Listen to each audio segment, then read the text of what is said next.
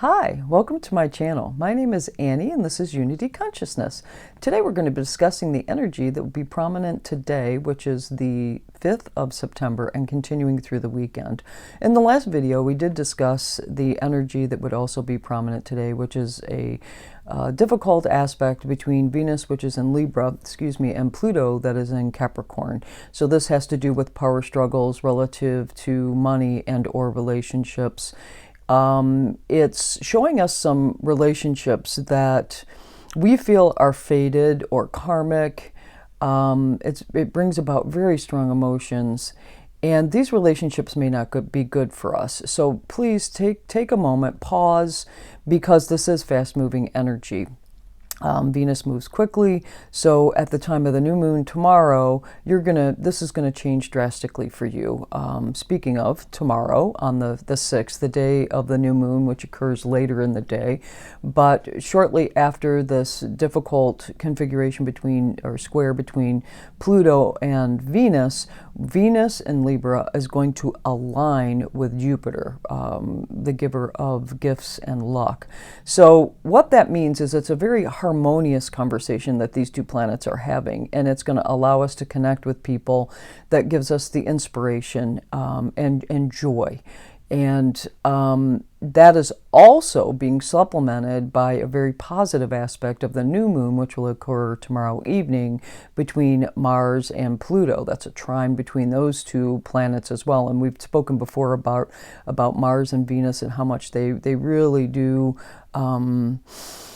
It is a cosmic love affair going on. So when there's harmony with one planet and harmony with the other planet, and those configurations are also in harmony, that's a wonderful thing. And it's connected to the new moon, which is new beginnings and new intentions. So the energy of today, Sunday, or what you've been feeling over the weekend or maybe late last week relative to power struggles with money and or relationships, like I said, hold fast, because tomorrow, late tonight, tomorrow, this connection between Venus and Jupiter is going to make things feel so much different so quickly.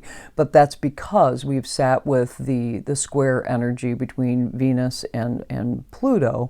We've sat with that square energy. We have been able to pull from that some of it may be a very strong emotion that you have, but it's a fated relationship that really isn't going to work out for us. So like I said, hold fast, stand true to who you are.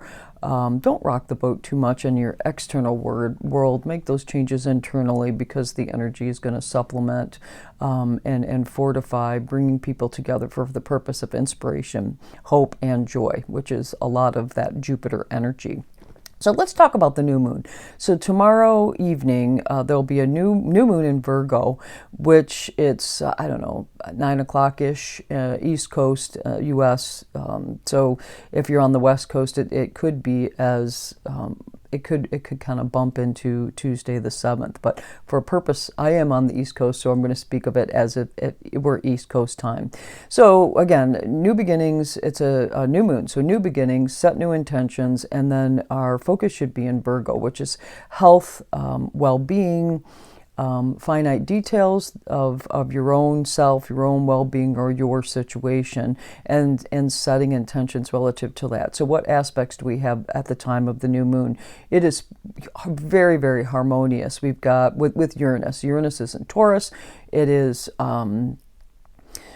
Uranus in Taurus is very grounding energy.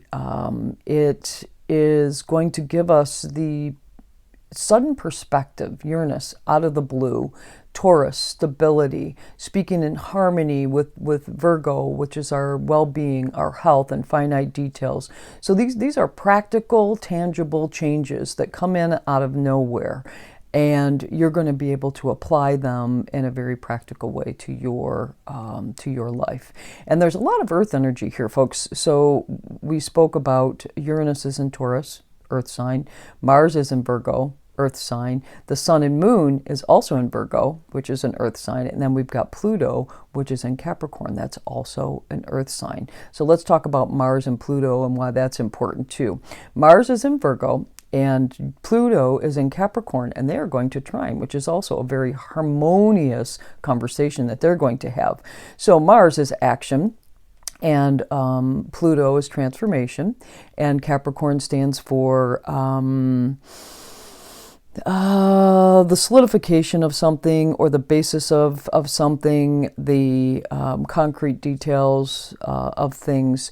So it is going to give us the wherewithal. Again, we've got Mars involved here, speaking very harmoniously with this new moon. So it's new beginnings, and the ability to make these practical changes that we've been able to realize, and applying them to ourselves and the finite details of our lives in a very practical way, whether that's relative to your health and well-being, whether it's finances. All of that is kind of wrapped in here. And again, we've got Uranus in Taurus, so there's stability too. So we are making some practical changes now to promote our health, well-being, and stability. This is very powerful energy. If you have the mindset to make personal changes in your life, now is the time to really dig deep, set that intention, and let the next 2 to 4 weeks really guide you through new health, well-being, new structures of financial nature that help you become more stable as an individual. Be mindful of your thoughts here. We've got some Mercury retrograde situations getting ready to kick in as well, but be mindful of your thoughts. Your thoughts each and every day dictate a lot more than you think. How you speak to yourself, how you review situations in your sphere, and what you say to yourself at that time. So be mindful of that. It's extremely powerful. Make it as positive as you can be, and acquiescent to this energy that's going to be so prominent. I'm so excited about this. It is a very, very wonderful new beginning, and all the power is yours to make fast, sudden, practical changes in your life. So we've been waiting for this for quite some time. And in addition, like this, all of this new moon energy is going to align with that Venus and Jupiter harmony. So once we get through these power struggles of today, it's all going to connect and really supplement each other, so that the relationships that we have can step out of power struggles, or we're just going to drop them completely. Remember, some of these relationships, even though you feel like they're fated, may not be for you. Step into that. It's okay to drop it. It is absolutely okay to drop it. Just because you're drawn from a very deep place of fate, feeling like that is a karmic bond that you have, it just might not be for you. Maybe part of breaking that karmic bond is releasing the relationship so that you can step into your own. That's the kind of energy I'm talking about prominent this week around this new moon. Now, at that same time, the evening of the 6th to the 7th, the morning of the 7th, we've got Mercury in Libra entering shadow. So welcome to Mercury retrograde season. I'm excited about this Mercury retrograde season. Mercury is in an air sign, which is, that's fine. It likes air signs. But we will be revisiting. So pay attention to where you're at this week. What you, Mercury, communications, moving parts, vehicles, movement, communications, that's all about Mercury. So relative to that, what are you seeing this week? Because I promise you, you will be revisiting it. Retrograde cycles are planets, we're in the shadow phase, so it's beginning to slow down, it's entering shadow, and then it's going to go retrograde. And when it goes retrograde, it means time to revisit, people coming in from your past, and for purpose of healing. By the way, the new moon also has very positive aspects to the North Node, so greater good does kick in here, folks. So we've got this Mercury retrograde season too. So we are going to be feeling things this week and then revisiting them again this week and next until the time that Mercury goes retrograde, stationary retrograde on the 27th. We will be revisiting whatever we're feeling now till then. After Mercury goes through its retrograde cycle and starts to come out of it again, it's going to enter shadow again, and we're going to be revisiting the energy that we're feeling now. However, you're going to feel a little bit differently about it. So make note of the next 10 days worth of energy or so and how it relates to you, and then pay attention to how you feel about it, and again, it's anything relative to this mercurial energy. It's your ideas may change drastically for your greater good. So that's Mercury retrograde season. We're just getting started. It is in shadow. We know the rules of Mercury retrograde. Please be mindful of signing contracts. If you can put it off, please do. Don't take any action that will be finite, because again, you will be revisiting it. So I would strongly recommend putting off any major decisions or signing contracts until after Mercury retrograde season if you can.